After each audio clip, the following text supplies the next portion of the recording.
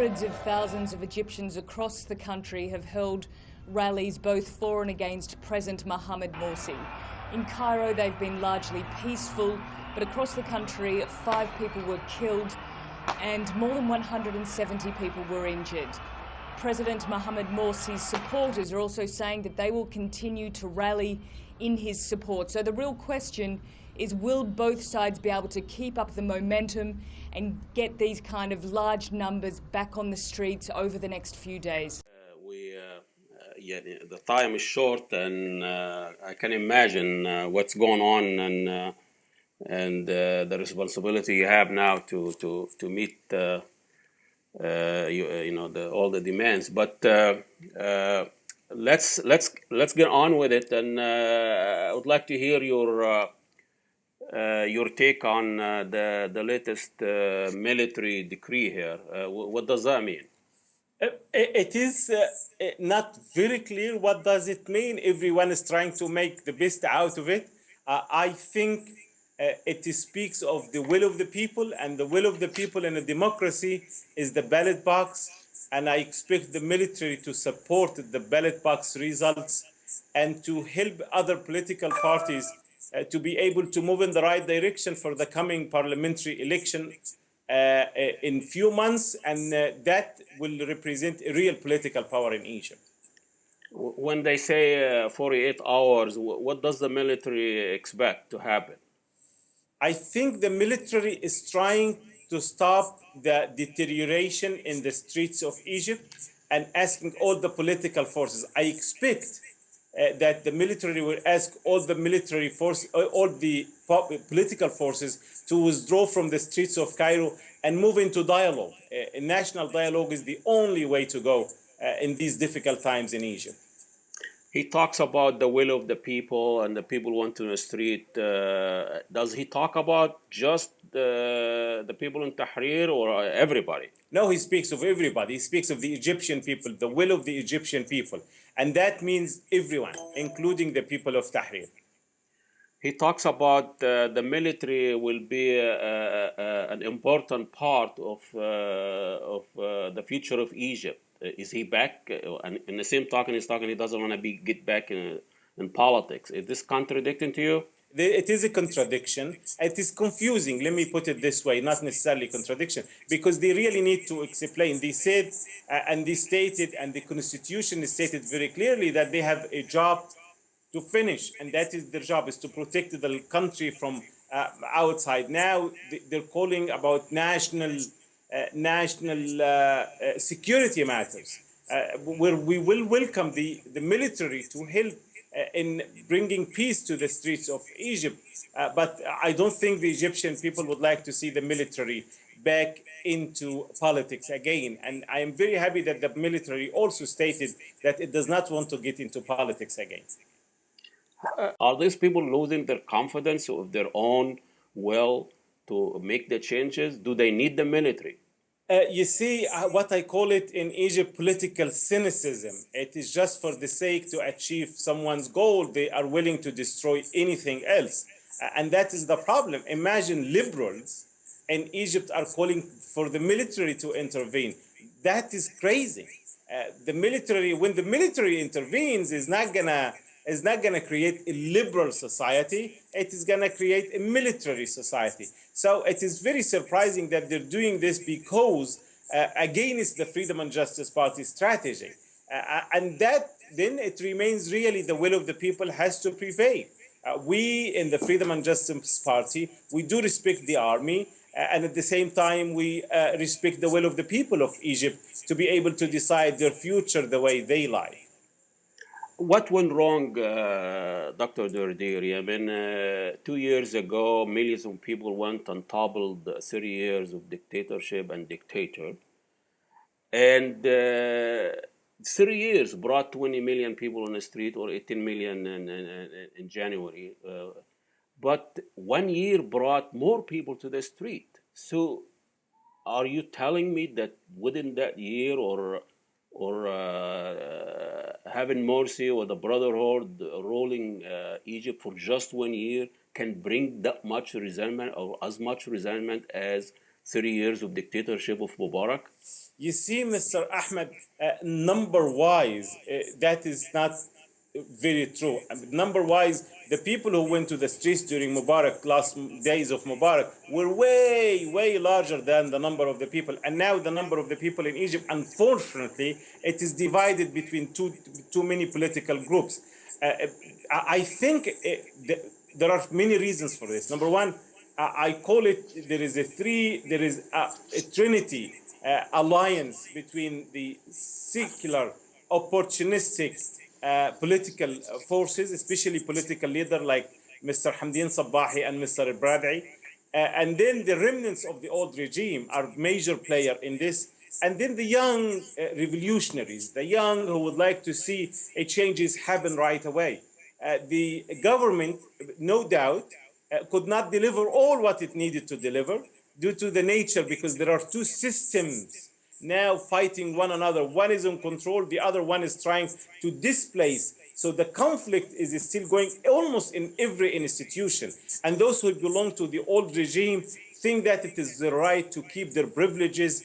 The newcomers are saying we need to do it fairly. So the conflict is a real conflict between the old regime and the new regime with additional players. And the additional players are, on the other side is the secular liberals and the young revolutionaries. And on the other, now there is a national alliance for democracy, the one that is having so many parties, and the Islamic forces are there. So it is this conflict, and my hope and what I work for is that they should be able to bring this conflict into a room where they can discuss it.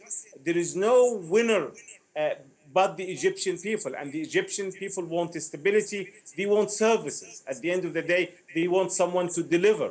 If the fight goes on, no one is going to deliver anything, and the country can deteriorate. We don't want to see Egypt deteriorate anyway. We would like to be able to solve our problems in a democratic way. Well, they are accusing Dr. Morsi. He hasn't delivered anything, hasn't solved any problem. People still in line, economy is in shambles, and all that kind of these things. So, are they, what, so why didn't, Morsi is the head of a government.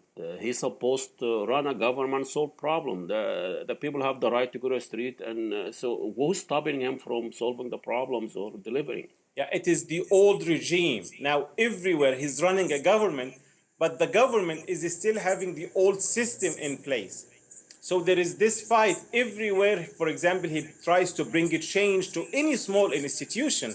The forces of the old regime boycott or try to resist and sometimes rebuild any changes happening in their institution.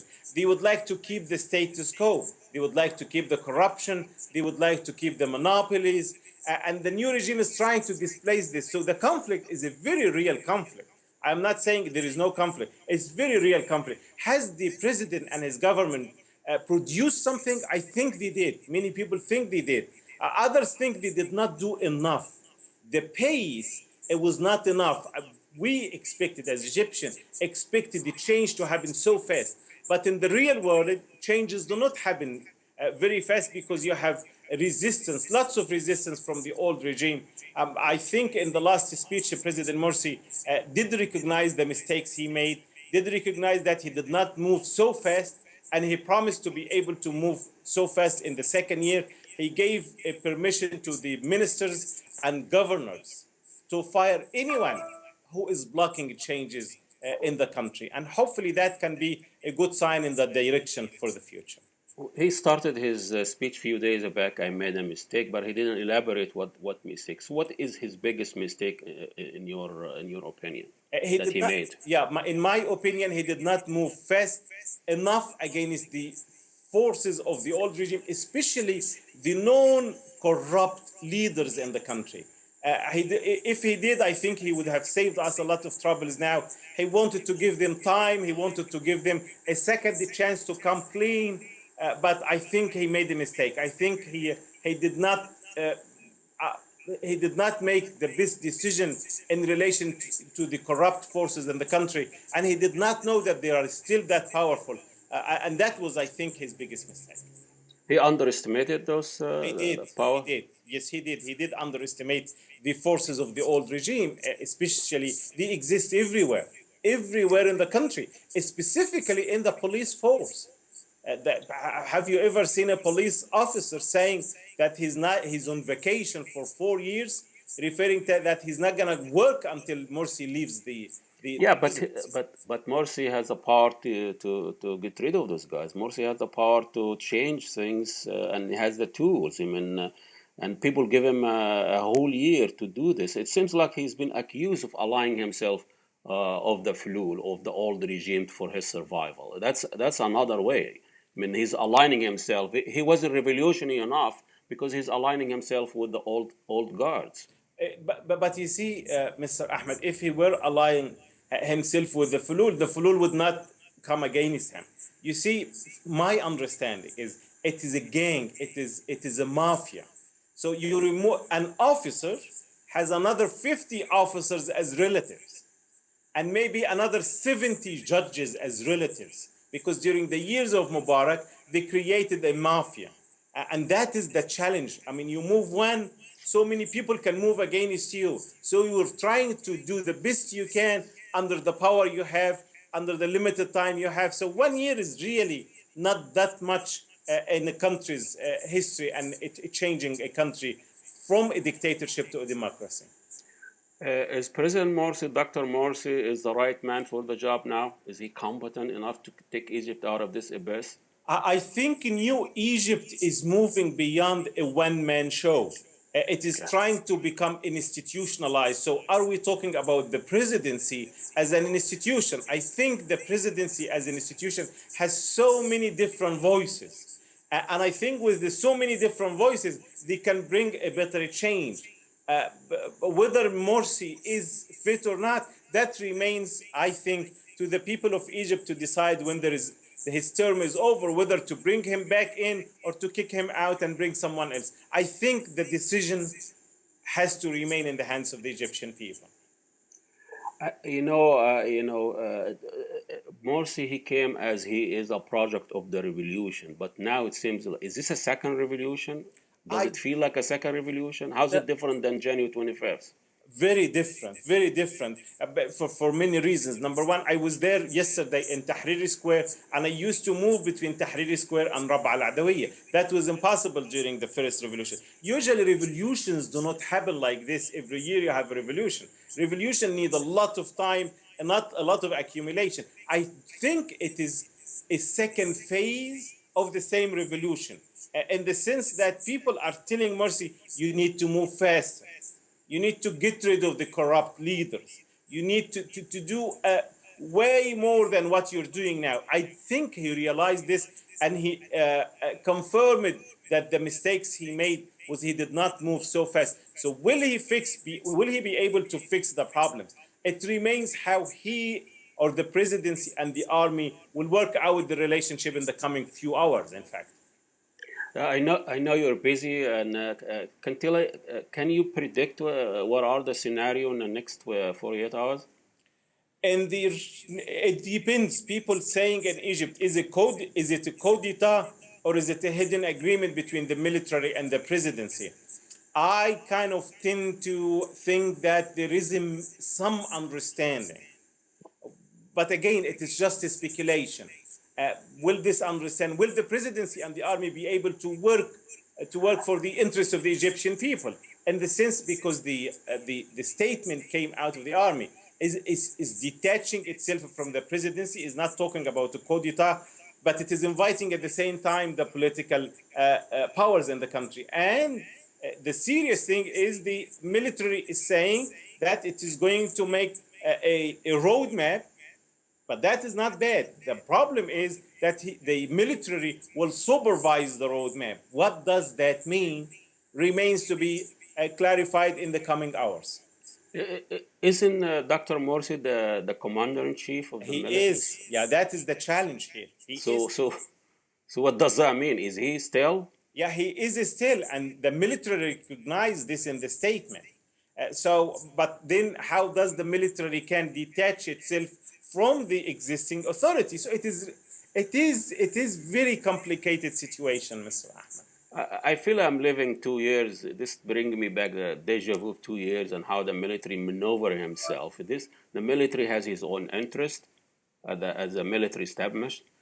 The Brotherhood has an own interest, and this is a power game. And still, the Egyptian people are the one who's paying the price. I really don't like to think of it this way. It looks like this, but I still think that we still can work together. The military has its own interest, and that interest needs to be taken care of. At the same time, the Brotherhood or the Freedom and Justice Party or the political forces in general, they should really accept democracy as the only way to go. So this time the Freedom and Justice Party, next time is a liberal group or a conservative group, depending on what the Egyptian people. I think there is a need for a lot of education for the Egyptian people to be able to make a better decision. The media in Egypt is not doing a good job in this regard because it is monopolizing the people, almost creating deepening the gap between the different political groups. But only time will tell. I think we have to wait for these coming 48 hours, and I am still optimistic. I have not lost my optimism yet, and it is very difficult price if the rules of the game change in these coming 48 hours. One last thing is tamarrud becoming legal in Egypt now. Tamarrud in any country, in any system, is capital punishment. Again, it has a lot to do with the transitional period. The transitional period is very fluid, and President Morsi was not either willing or was not able to impose his authority on all the political forces in the country. So he allowed the space for people to move. And then Tamarrud, the rebels group, is coming into existence within this framework. And I think I support any movement, even the rebels group, as long as they do things peacefully. This danger is they speak peace, peace, peace, but there are those among them, especially those who belong to the remnant of the old regime, are using violence. About 15 people got killed just yesterday, and so many people got injured, and that is the dangerous part. I mean, if we move into this, what we call baltagiya, this thuggery is not going to be good news for anyone, not only for people of Egypt, but people in the whole Middle East, or even people in the United States. The military is going to move against Morsi if he's becoming a liability for them and threatening their interests. When the Brotherhood will move against Morsi when he's becoming a liability to the whole Islamist or Brotherhood party? You see, the way I look at it, I don't look at Morsi as a liability. I look at Morsi as a democratically elected president. And I believe that it is his right to complete his term. And I believe after 4 years, he should come back to the people of Egypt, say, here, either run again or not run again. If he runs again, we can elect him or not elect him. And that's, you see, I'm trying to be a principled man. That is what we as Egyptians should agree on. And the military has to support. The statement of the military is saying that we're supporting the legitimacy of democracy. And that is very optimistic sign. Let us wait and see what will happen, Mr. Ahmed. Well, thank you so much. I really appreciate your time and good luck. And I'm sure we'll talk again. So let's see what's going to happen in 48 hours. Okay, let us talk again after the 48 hours. Thank you so much. Thank you. Thank you, Doctor. Bye.